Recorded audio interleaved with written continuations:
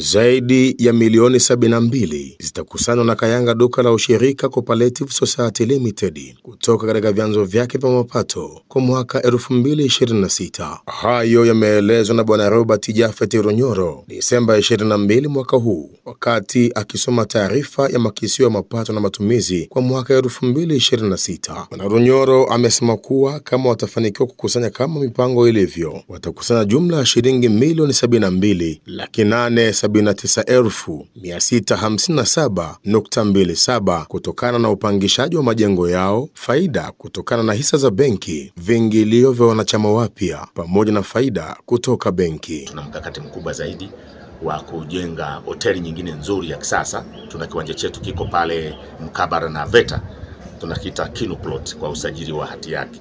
Kwa hiyo tumejipanga, mwaka ujao tunaweza kupanga namna nzuri ya kujenga hoteli ya kisasa. Lakini ukiacha hilo, tunataka kuboresha majengo yetu. Hosani ya zamani sana yamejengwa miaka ile ya 80, kuhakikisha kwamba baadhi yao tunayaondoa, tunaweka majengo mapya, lakini kwa kusaidiana na wahisani wale ambao wanataka kuwekeza nasi, kwa sababu katika uchumi wa sasa lazima tuwe na wawekezaji ambao mnasaidiana kuinua uchumi. Kwa mwaka 2026 tuna mpango wa kukusanya kutokana na vyanzo vyetu vya mapato na milioni 72. Lakini kwenye milioni 72 tuna matumizi ya milioni 50 kwenye shughuli zetu zote za ukarabati kidogo, za malipo ya serikali, malipo ya kodi na uendeshaji wa ofisi kwa ujumla. Kwa hiyo harubaki yetu tunategemea iwe kama milioni 22. Kwenye matumizi ya milioni 50 tunabaki na milioni 22 ambazo hizo zinatumika kwa ajili ya kuwarudishia wanachama. Watapata posho zao, lakini pia watapata, mara nyingi tunatoa na kagawio kwa ajili ya kufurahia ushirika wao. Kwa hiyo KDU na board yetu imejipanga kuwa na mambo hayo ya kimsingi ambayo yatainua uchumi wa wanaushirika, kwa sababu ushirika ni kwa ajili ya kuungana na kuinua uchumi wa wanachama. Lakini je, ni nini malengo ya Kayanga duka la ushirika Cooperative Society Limited kwa mwaka 2026? Namba 1, kulipa madeni ya wadai. Namba 2, kukusanya madeni ya wadaiwa kisheria kama nilivyosema msingi. Namba 3, kuendelea kutoa rambirambi kwa wafiwa wote.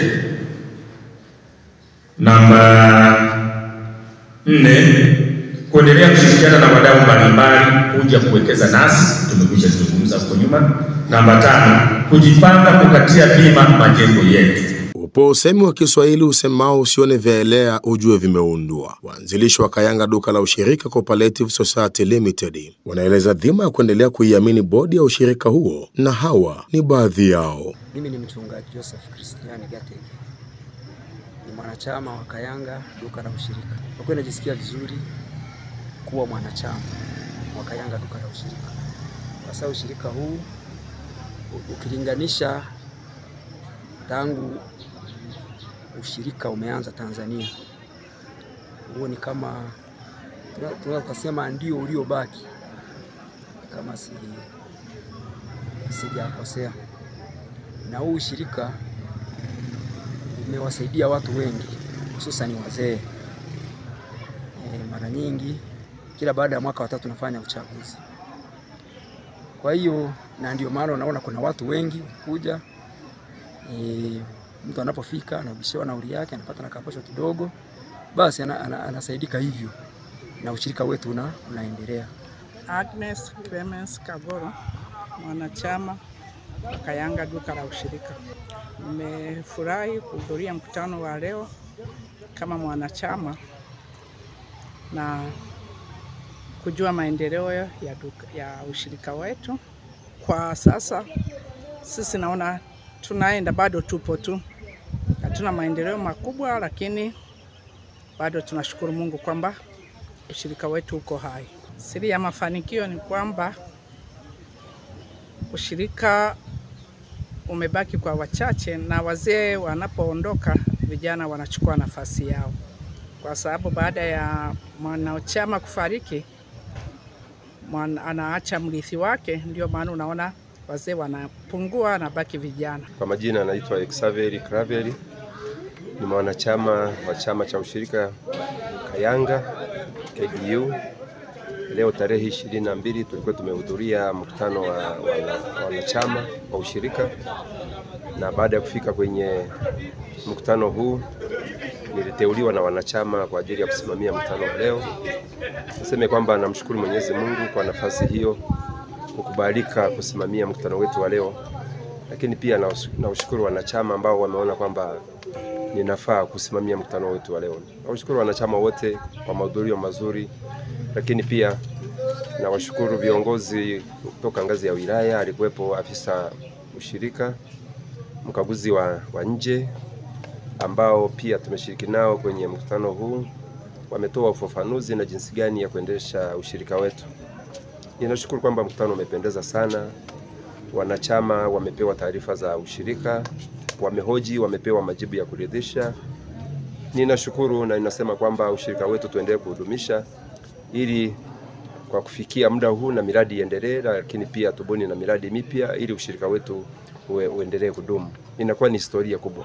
Kupitia mkutano huo, afisa ushirika wilaya Karagwe akawarai wana ushirika huo. Kwa majina naitwa Kuina Mela, ni afisa ushirika wa Karagwe.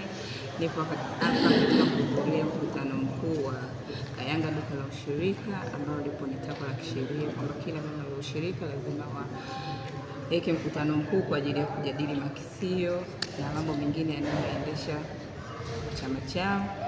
Ila kuna changamoto ambayo nimeiona katika mkutano huu. Kwanza, wazee ni wengi sana, hivyo wajumbe wa bodi pamoja na management yao wanatakiwa wafanye tathmini ambayo wanaweza kuwaingiza wanachama wapya ambao ni vijana kwa ajili ya kuendesha chama chao na kiwe kimekuwa zaidi. Bwana Ngusa Donald Saliga, mkaguzi wa nje kutoka Coasco, wakati akiwasilisha taarifa ya ukaguzi wa hesabu za ushirika huo kwa mwaka 2024-2025, akaeleza kuwa ushirika huo umepata hati yenye mashaka. Chama kimepata hati yenye mashaka kwa msingi wa hoja ufuatao.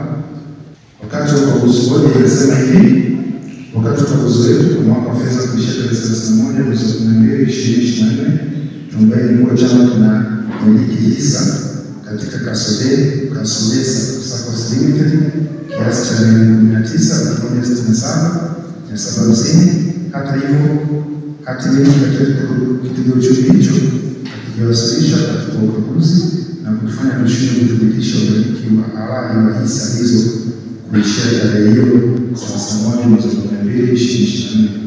Hii ndio moja inafanya chama kupata mashaka.